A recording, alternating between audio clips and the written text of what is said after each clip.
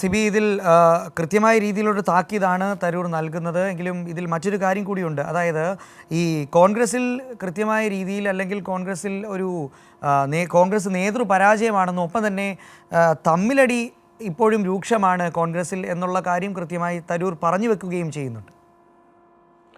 തീർച്ചയായും കോൺഗ്രസിനുള്ള ഭിന്നതയും അദ്ദേഹം കൃത്യമായി പറയുന്നുണ്ട്.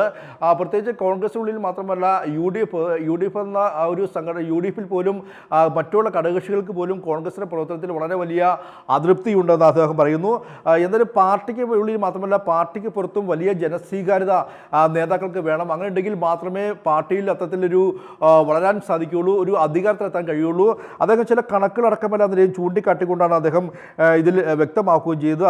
അതായത് അദ്ദേഹം പറയുന്നത് ഏകദേശം ഈ കഴിഞ്ഞ ഈ ഒരു പാർലമെന്റ് തെരഞ്ഞെടുപ്പ് തന്നെയും ലഭിച്ച വോട്ടുകൾ വെച്ച് നോക്കുമ്പോൾ ആ വോട്ടുകൾ കൊണ്ട് ഒരു കാരണവശാലും അധികാരത്തിലേക്ക് എത്താൻ കഴിയില്ല എന്നുള്ള കാര്യവും അദ്ദേഹം ചൂണ്ടിക്കാട്ടുന്നു. പാർട്ടി വോട്ടുകൾ മാത്രമല്ല പാർട്ടിക്ക് പുറത്തെ എല്ലാ ആളുകളുടെയും വോട്ടുകൾ ശേഖരിക്കുന്ന രീതിയിലേക്ക് പാർട്ടി വളരേണ്ടതുണ്ട്. അടിത്തറയിൽ നിന്ന് പാർട്ടി ശക്തിപ്പെടുത്തണം.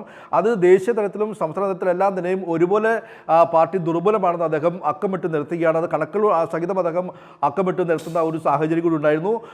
എന്തായാലും ഹൈക്കമാൻഡും അതോടൊപ്പം തന്നെ സംസ്ഥാന നേതൃത്വമെല്ലാം തന്നെയും ശശി തരൂരിൻ്റെ നിലപാടുകളെ വിമർശിച്ചുകൊണ്ട് രൂക്ഷമായി രംഗത്ത് വരുന്ന സാഹചര്യത്തിലും ഹൈക്കമാൻഡ് അടക്കം ശശി തരൂരുമായി നേരിട്ട് അദ്ദേഹവുമായി ചർച്ച നടത്തിയ ശേഷവും അദ്ദേഹത്തിൻ്റെ നിലപാട് ഘടിപ്പിക്കുകയും വീണ്ടും രൂക്ഷമായി വിമർശനവുമായി അദ്ദേഹം മുന്നോട്ട് വരുന്നു എന്നുള്ളതാണ് ഏറ്റവും പ്രധാനപ്പെട്ട കാര്യം.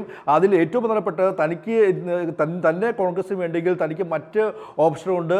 ഒരു കാലത്ത് താൻ വന്നത് അന്ന് രമേശ് ചെന്നിത്തലയും അല്ലെങ്കിൽ മൻമോഹൻ സിംഗ് അടക്കമുള്ള നേതാക്കൾ തന്നെ വിളിച്ചതുകൊണ്ടും അവരുമായിട്ടുള്ള ഒരു പ്രേരണയിലാണ് താൻ കോൺഗ്രസിലേക്ക് US-ലെ ജീവിതം വിട്ടു വന്നതെന്നും അദ്ദേഹം പറയുന്നു. താൻ രാഷ്ട്രീയത്തിലേക്ക് എത്തിയത്.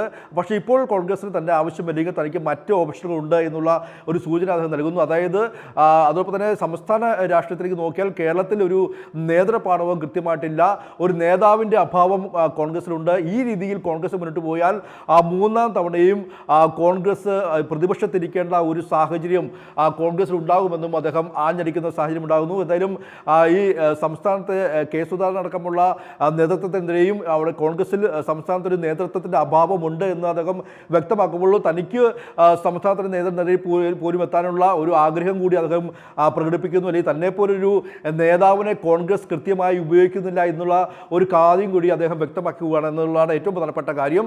എന്തായാലും തന്നെ ദേശീയ തലത്തിലും സംസ്ഥാന തലത്തിലും തനിക്ക് ലഭിക്കുന്ന അല്ലെങ്കിൽ തന്നോടുള്ള അവഗണന അദ്ദേഹം കൃത്യമായി ഈ ഒരു അഭിമുഖത്തിലൂടെ വ്യക്തമാക്കുകയാണ്.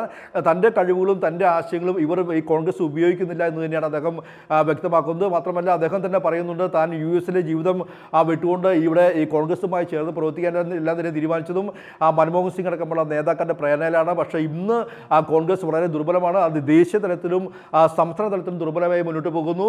അടിത്തട്ടിൽ നിന്ന് തന്നെ പാർട്ടി വളരേണ്ടതുണ്ട്.